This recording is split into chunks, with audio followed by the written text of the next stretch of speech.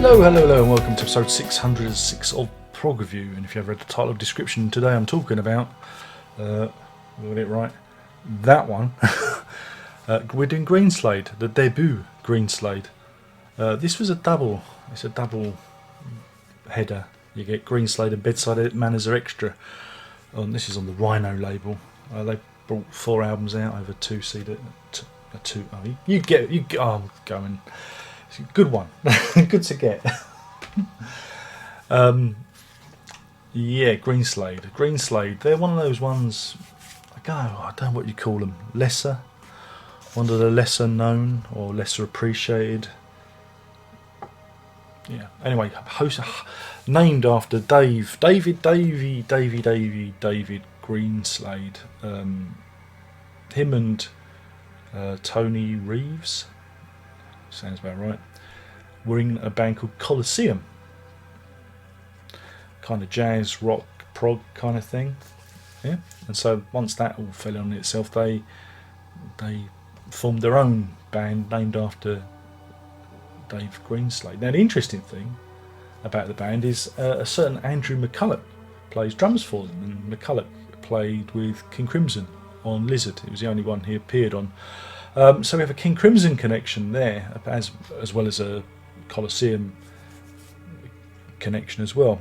Yeah, I mean, again, I want to be kind. I want to be kind to Greenslade because they're not an offensive band by any stretch of the imagination. They're very inoffensive. But the unfortunate thing is they're keyboard driven. There's lots of keys. So if you like lots and lots of keyboards, and there's some Mellotron on this as well. Bits on, was it Feathered Friends and What You Doing to Me, English Western.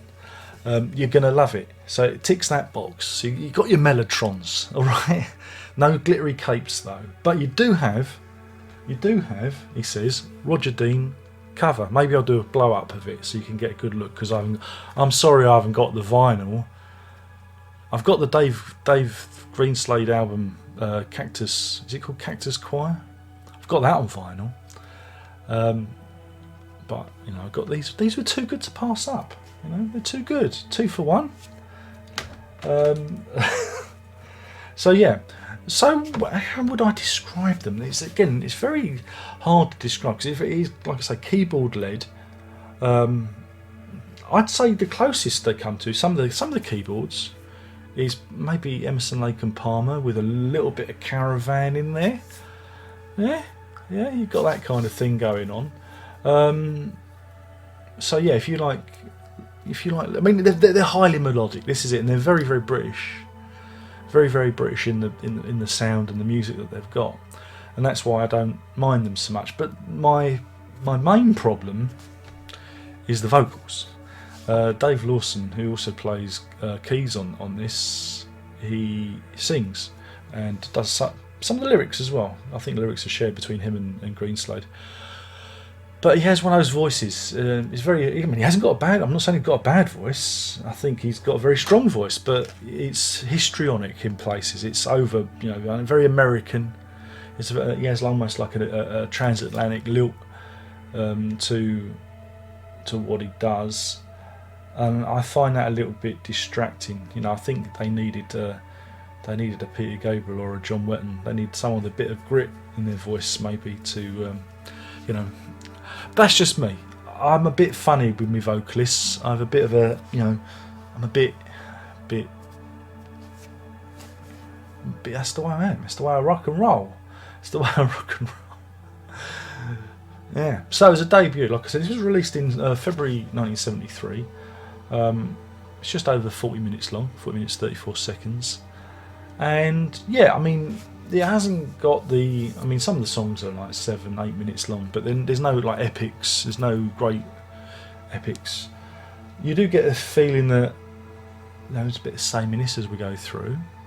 I do like the opening track, Feathered Friends, because you know it is Mud in Your Eye and all that stuff. It's you know, I quite like the sentiment of it. English Western's good fun. Drowning Man. Again, I do like the songs, but it's just I don't know. There's something lacking for me. It's probably because the guitars. the guitars are lacking. Whereas Tony Reeves on bass does bring some good stuff to the proceedings. However, not on this album. His bass playing's quite held back. I think it's the Bedside Manners Are Extra. He's a bit more prominent, and so I got a lot more from the album. But I'm not talking about the album. Oh God, or maybe I should do all four. But anyway, they are reissuing these. These are being reissued later this month, I think, with extra bonus tracks. I don't really care. I've got these ones, and that's what you need, isn't it? Really, you don't really need to. You don't really need to overdo it. So yeah, I mean, it is I think they're worth checking out if you really like the keyboard side of prog. If you're expecting any amazing guitar solos or any interesting textures, you're going to be a little bit disappointed. But again, there are bits and bobs, there are moods that come in. Again, there's one. I don't know if it's this album or one of the other ones. Should have took notes, Darren. Might have been this one. But you go, oh, that sounds a bit like ELP. Oh, that sounds a bit like there's a moment when it does sound a bit like Genesis.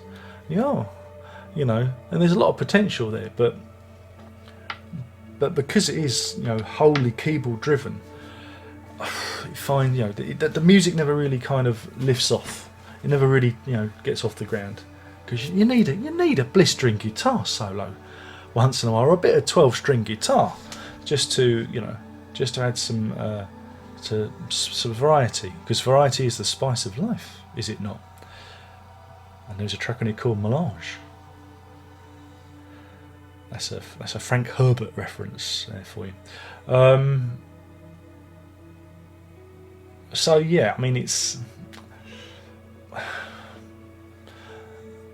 again, I don't know why I've got a blind spot for them.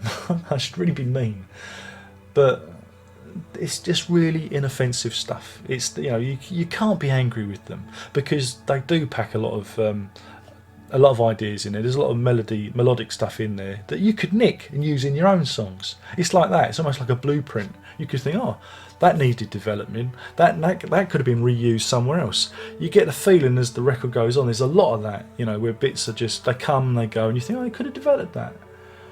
And that could have, that could have been used in a different way. But I kind of, it's all right. It's not a great record. It's not a bad record either. But if you haven't heard any Greenslade and you're interested, then this is a good enough place for you to start. And it certainly gives you an indication of, what's to come. Because they did 4 albums in total. They did this one, Bedside Manners Are Extra, Spyglass Guest, and Time and Tide. This was all in the space of like 3 years. So they really did knock things out. Little Red Fry Up as off Spyglass Guest. Again, so there's things in it that makes me smile. There's a little, yeah, it's not too serious. And like I say, you do get Roger Dean's artwork on a couple of the records. But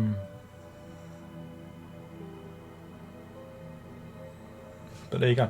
Anyway, thank you for watching. I know it wasn't particularly good. I mean, what are the standout tracks? Feathered Friends I quite like. It's a good opener, but again, the vocals are a little bit. English Western is good fun. Drowning Man's it's all right. Temple Song.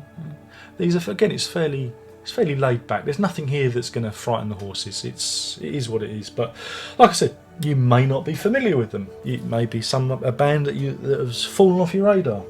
I mean, there is parts of it where it does go a bit Canterbury. Like I say, it goes a bit Caravan. But I think it's on one of the other albums.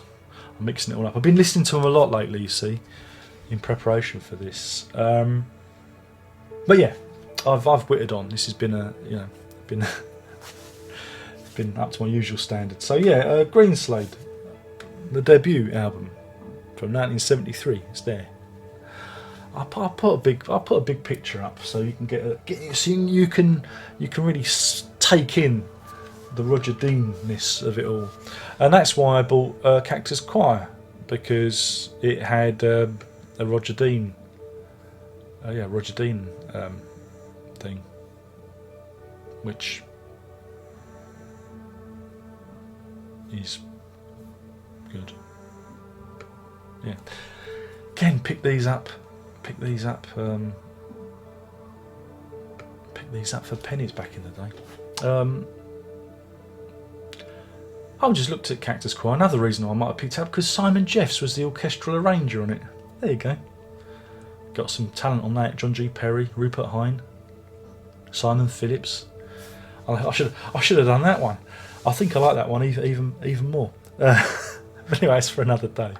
My name's been Darren. I've been talking about Greenslade. Don't forget to engagement. Tell me what your favourite Greenslade album is, or Roger Dean sleeve, or I don't know. I'm running on empty. I don't know how to get you. It's only going to get 300 bloody views because it's not Yes or bloody Pink Floyd, isn't it? So what can you do? Oh, Martin Hall did some lyrics as well. He worked with Peter Cable, didn't he? On Excuse Me and You Never Know. There you go. And on that, there's only one more thing to say, and that is prog on.